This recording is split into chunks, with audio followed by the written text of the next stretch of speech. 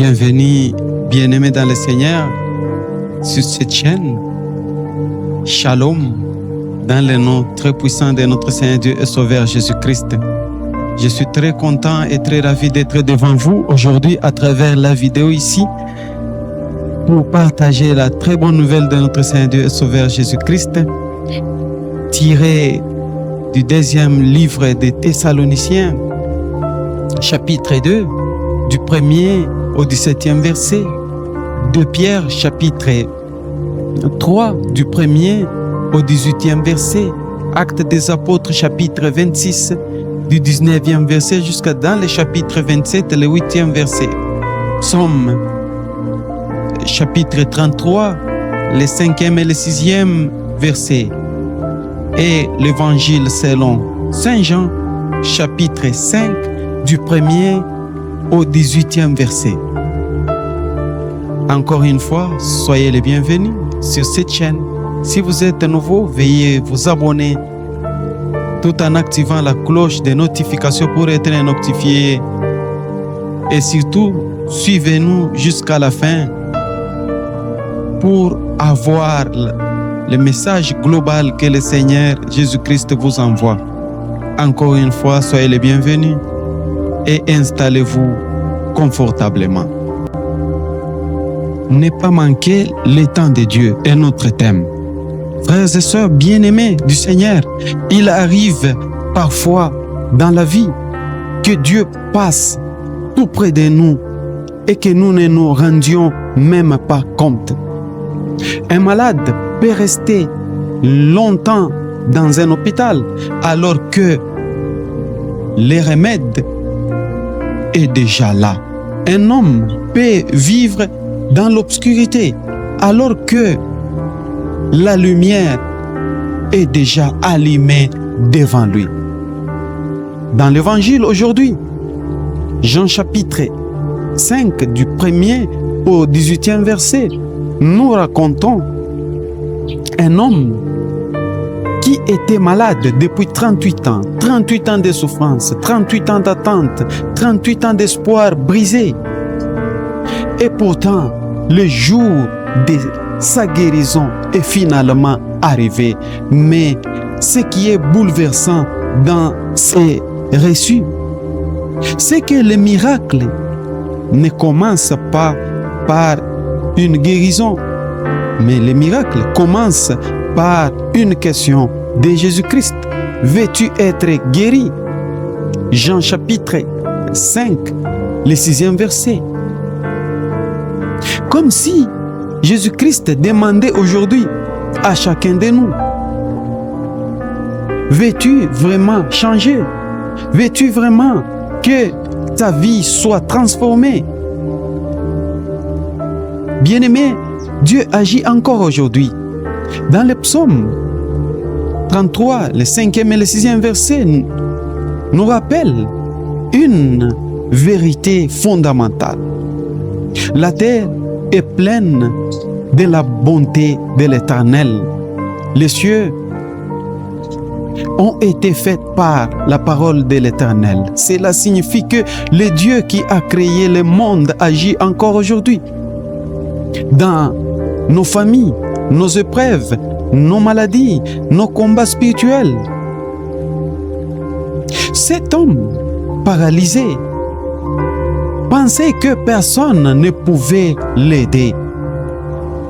C'est pourquoi il a répondu au Seigneur Jésus-Christ: je n'ai personne pour me jeter dans la piscine.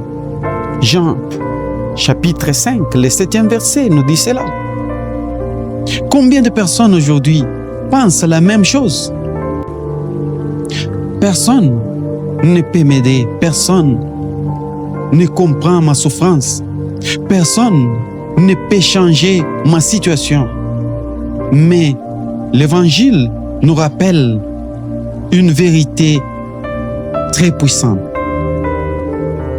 Quand personne ne peut t'aider, Jésus-Christ peut toujours agir.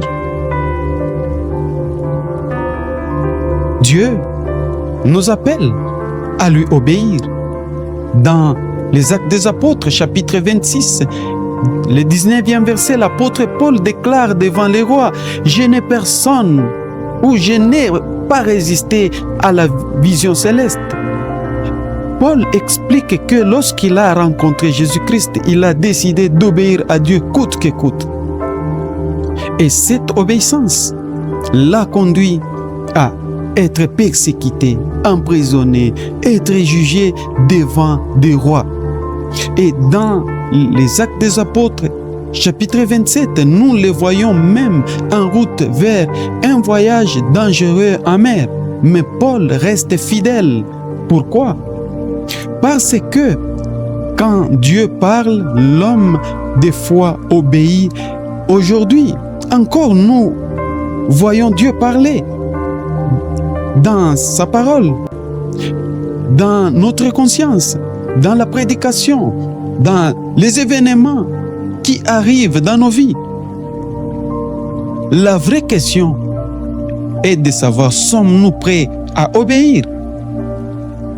Bien-aimés, attention à l'illusion et à l'endurcissement. Dans des Thessaloniciens, chapitre 2, du 10e verset au 12e, la Bible parle d'un danger très sérieux. Ils n'ont pas reçu l'amour de la vérité pour être sauvés. Cela signifie qu'un cœur peut entendre la vérité mais refuser de la recevoir. On peut entendre la parole de Dieu chaque dimanche, chaque jour même, connaître les Écritures, fréquenter l'Église, mais ne pas laisser Dieu transformer notre cœur. C'est ce qui se passe avec certains religieux dans l'Évangile. Au lieu de se réjouir de la guérison du paralytique, ils ont critiqué Jésus-Christ parce que les miracles avaient eu lieu le jour du sabbat. Ils ont vu un miracle, mais leur cœur est resté fermé. Mais le Seigneur nous donne encore du temps pour changer. Dans 2 Pierre, chapitre 3, le 9e verset, l'apôtre Pierre explique, « Le Seigneur ne tarde pas dans l'accomplissement de la promesse, mais il use de patience envers nous. » Pourquoi?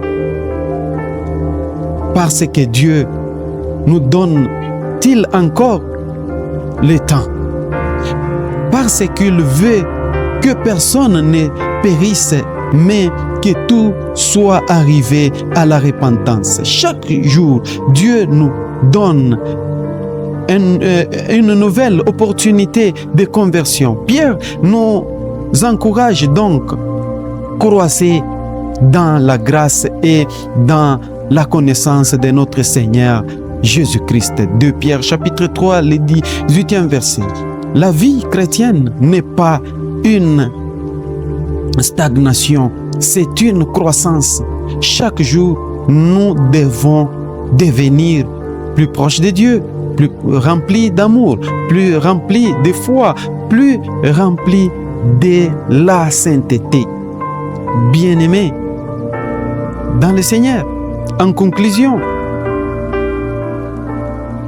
le moment de Dieu est maintenant. Maintenant, pas demain, pas après-demain, maintenant. L'homme de l'Évangile a attendu 38 ans, mais le jour où Jésus-Christ est venu, tout a changé. En un instant, Jésus lui a dit, « Lève-toi, prends ton lit et marche. » Jean chapitre 5, le 8e verset. Et immédiatement, il fut guéri. Cela nous rappelle une vérité magnifique. Dieu peut transformer une vie en un instant. Peut-être aujourd'hui, quelqu'un qui me suit à travers la vidéo ici porte une blessure ancienne, traverse une grande épreuve, se sent paralysé spirituellement, mais Jésus-Christ passe encore aujourd'hui. Et il pose la même question. Veux-tu être guéri? Si tu es prêt à être guéri, Ouvre ton cœur et laissez Jésus-Christ te toucher. Laissez Jésus-Christ te dire, lève-toi, prends ton lit et marche. Si vous avez aimé la vidéo, veuillez liker et la partager avec les autres aussi. Que Dieu vous bénisse.